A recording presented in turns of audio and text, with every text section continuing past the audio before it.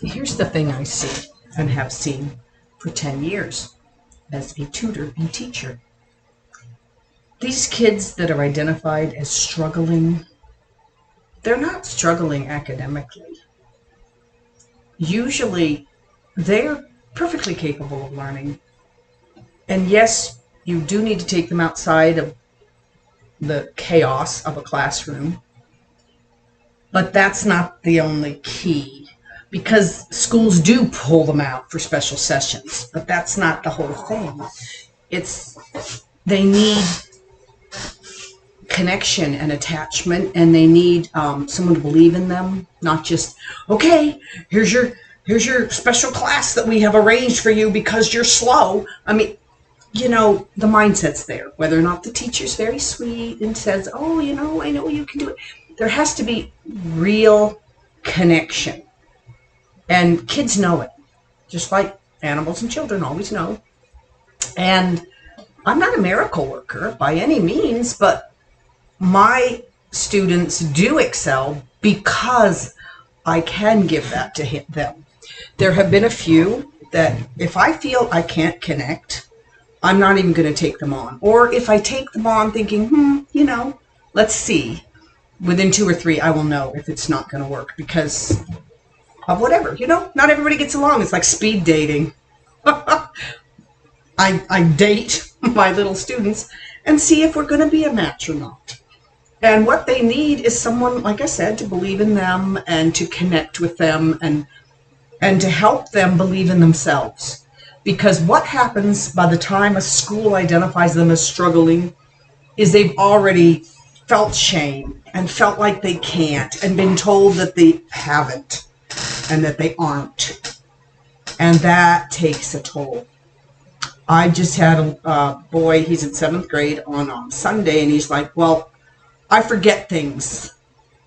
And I said, well, everybody does. And it was like a light bulb, like he never understood that everybody does, like he thought he was the only one. So my thing is to teach them that you're not stupid, you're not slow, you're not broken, there's nothing wrong with you. It's the system. I know I teach in the school system, but I don't like it. And it's just not for everyone. It's barely for anyone. And I really strongly feel that kids should not have to sit still for 7 hours a day and listen. Imagine the worst meeting you've ever been at work, and imagine it lasting 7 hours, 5 days a week. Because I think what we do as adults is we shut down what it was really like to be in school, and we filter, and we only remember the good stuff. Oh, my friends, during lunch, or, and we forget all the rest of it. And for some of us, it wasn't the hugest struggle in the world. But it wasn't pleasant. And it can be done. And what needs to be known, especially to teach to the test, can easily be taught in 2 hours. And the other thing that parents are continually told that professionals need to teach their kids. Yeah. And in some cases, if you're the type of parent that, especially young parent, that you just, you're frazzled, you have your own job, or maybe even a stay-at-home mom that's frazzled, because I was frazzled, and you don't think I have the patience for that. And you might not, because you're also dysregulated. But if you breathe correctly, I swear I say it all the time, breathe in through the nose, out through the mouth. Regulate yourself. Everything else will fall into place. And will it happen overnight? No. I hate to burst your little bubble. It's not going to happen quickly. You're not going to hurry up and catch up. That's not going to happen right away. But I promise you, it will happen. It will. Just not on the time frame of the rest of the world. And that's okay. It's okay. We got in this hurry up their childhood, hurry up their education, hurry up system of things. And so we think we're the ones that are wrong, and we're the ones that don't know, and we're the ones that have to catch up. Nothing could be further from the truth. I have seen kids that have had IEPs, which is the integrated education, program and all that kind of stuff. They're specially, parents are told how broken their poor kid is. They got ADD, they got autism, they got something that they're not functioning well in the school structure. None of that matters. If you were to dig back through history, most people had a bunch of those personality traits. It's just learning to work with it. If you're blind, don't insist that they sit there and watch videos.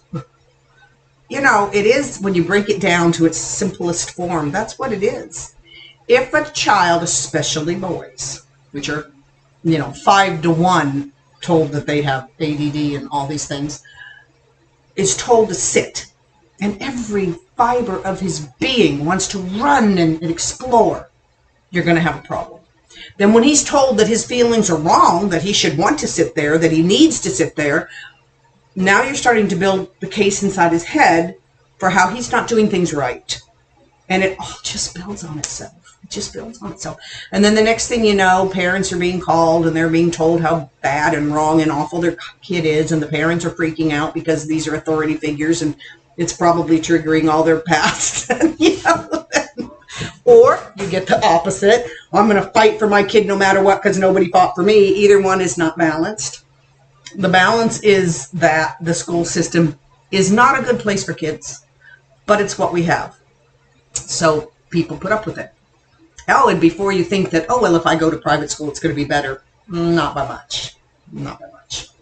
My first son went to a private school. He was homeschooled. He went to public school. He did it all.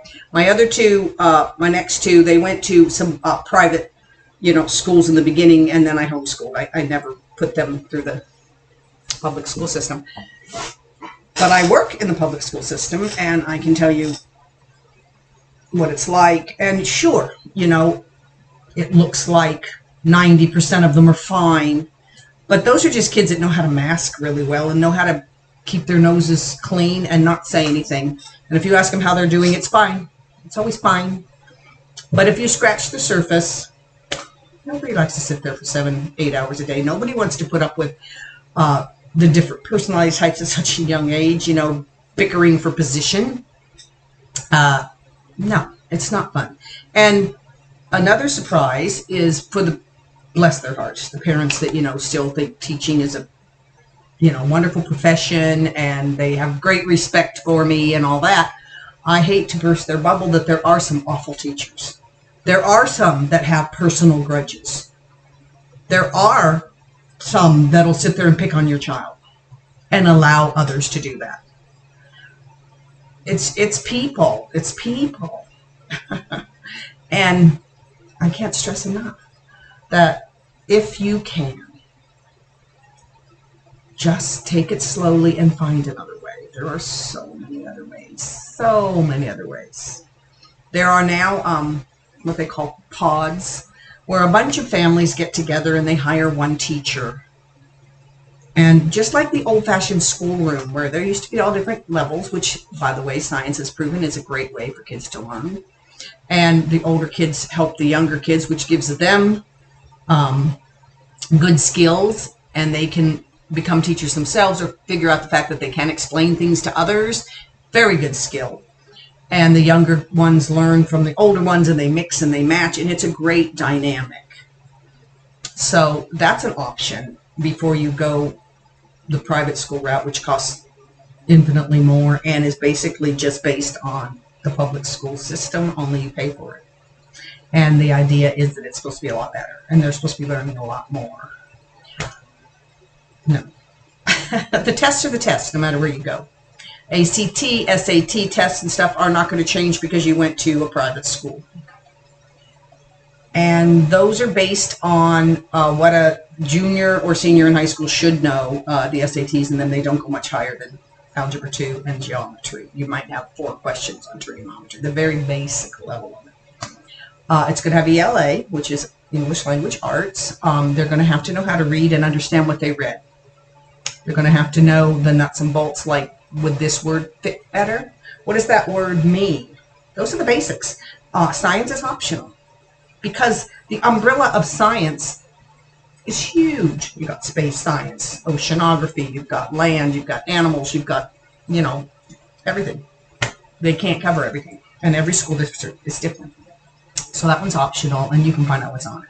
Anyway, I digress. The whole point is your little budding person needs connection, and If you're scrambled yourself, which many, many young mothers are, don't beat yourself up. I beat myself for many years for that. Just learn to regulate. When you regulate yourself and teach your child how to regulate, they will learn. I have seen it again and again. And they're all like, well, how did it happen? They went from this to that. Breathe.